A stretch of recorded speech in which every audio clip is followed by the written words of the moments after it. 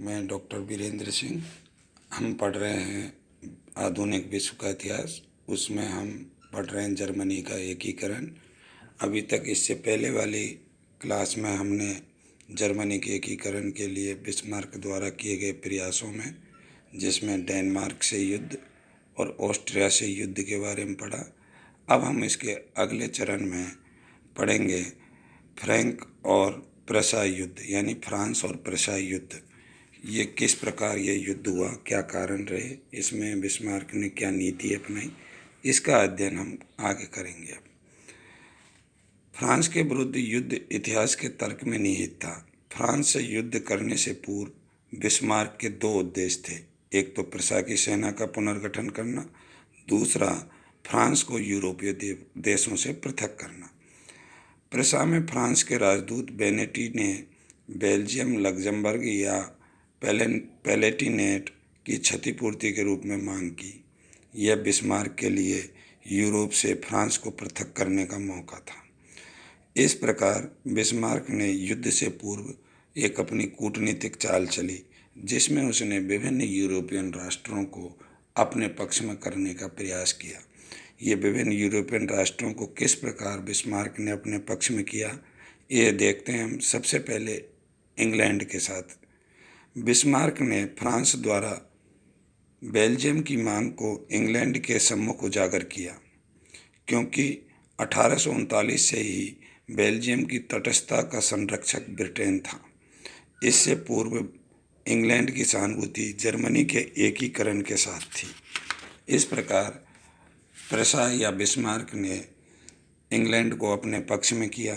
दूसरा, छोटे छोटे जर्मन राज्यों को अपने पक्ष में करने के लिए बिस्मार्क ने उनसे फ्रांस द्वारा पैलेटिनेट पर अधिकार करने की जानकारी राइन प्रदेशों को दी, जिससे राइन प्रदेशों का झुकाव प्रसा राज्य की ओर बढ़ा। तीसरे रूप में हम देखते हैं रूस। 1863 में पोलैंड में विद्रोह के समय बिस्मार्क ने रूस को सहयोग देने का वादा किया था। फ्रांस के विरुद्ध युद्ध लड़ने से पूर्व बिस्मार्क ने रूस के साथ एक समझौते के अनुसार, यदि रूस पेरिस की संधि के काले सागर के प्रावधान का उल्लंघन करता है तो प्रसा इसका विरोध नहीं करेगा। इसी समझौते के अनुसार यह तय हुआ कि यदि ऑस्ट्रिया ने फ्रांस की मदद की तो रूस प्रसा की मदद करेगा। इस प्रकार रूस की तटस्थता को बिस्मार्क ने निश्चित की। चौथा देखते हैं ऑस्ट्रिया के साथ। फ्रांस का शासक नेपोलियन तृतीय समझौते के उद्देश्य से ऑस्ट्रिया के शासक फ्रांसिस जोसेफ से साहसबर्ग नामक स्थान पर मिला। उसने प्रसा के विरुद्ध समझौते का प्रस्ताव रखा, परंतु ऑस्ट्रिया ने इस प्रस्ताव को ठुकरा दिया। ऑस्ट्रिया प्रारंभ से ही फ्रांस विरोधी भावना से ग्रस्त था एवं ऑस्ट्रिया प्राग संधि की शर्तों से संतुष्ट था तथा उसे रूस के साथ युद्ध का खतरा भी था। इसलिए ऑस्ट्रिया ने तटस्थ रहना ही ठीक समझा। इस प्रकार बिस्मार्क ने ऑस्ट्रिया को भी फ्रांस के विरुद्ध तटस्थ कर दिया। पांचवा हम देखते हैं प्रमुख यूरोपियन राष्ट्र इटली। बिस्मार्क के इटली के साथ मधुर संबंध थे। वेनेशिया दिलाने में उसने इटली की मदद की थी। बिस्मार्क ने इटली को सुझाव दिया कि उसका फ्रांस से युद्ध होने पर रोम से सेनाएं हटाई जाएंगी। मौका पाकर उसे रोम पर अधिकार कर लेना चाहिए। इस प्रकार बिस्मार्क ने इटली को रोम का लालच देकर फ्रांस और प्रसा युद्ध में तटस्थ कर दिया। अब देखते हैं हम फ्रांस प्रसा युद्ध का तत्कालिक कारण क्या रहा। इसके तत्कालिक कारण के रूप में स्पेन के उत्तराधिकार का विवाद था। स्पेन की महारानी इसाबेल द्वितीय थी। वह सामान्य जनता में अलोकप्रिय थी। 1868 में मार्शल प्रेस सैनिक अधिकारी ने उसके विरुद्ध विद्रोह कर सत्ता अपने हाथों में ले ली। इसाबेल स्पेन से फ्रांस चली गई। 1869 में स्पेन की विधानसभा कोर्ट्स ने संवैधानिक राजतंत्र के पक्ष में निर्णय किया। स्पेन ने सर्वप्रथम इटली के शासक के छोटे पुत्र को स्पेन का शासक बनाने का प्रस्ताव रखा। इटली ने इस प्रस्ताव को ठुकरा दिया। इसके पश्चात स्पेन ने प्रिसा के शासक के भाई लियोपाल्ड के लिए प्रस्ताव भेजा। यह प्रस्ताव 3 बार क्रमशः 1869-70 में भेजा। इस पर बेनेडिक्ट ने बिस्मार्क से मिलकर यह स्पष्ट किया कि फ्रांस लियोपाल्ड को स्पेन के शासक के रूप में मान्यता नहीं देगा। यह बिस्मार्क के लिए मौका था। बिस्मार्क के कहने पर स्पेन ने चौथी बार प्रस्ताव भेजा, जिसे लियोपाल्ड ने 2 जुलाई 1870 को स्वीकार कर लिया। फ्रांस के विदेश मंत्री ग्रेमोंट ने बेनेडिक्ट से विलियम फर्स्ट से मिलने के लिए कहा, जो उस समय एम्स नामक स्थान पर था। 12 जुलाई को विलियम प्रथम ने उस स्वीकृति को रद्द कर दिया।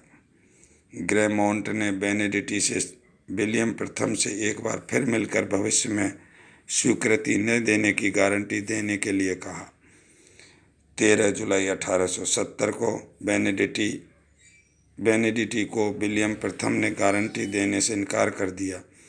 विलियम प्रथम ने बेनेडिक्ट से हुई वार्ता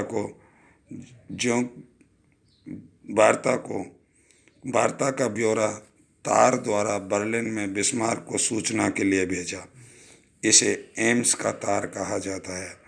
13 जुलाई की शाम को एम्स का तार बिस्मार्क को उस समय मिला जब वह वान रून एवं वॉन मोल्टके के साथ रात्रि भोज कर रहा था।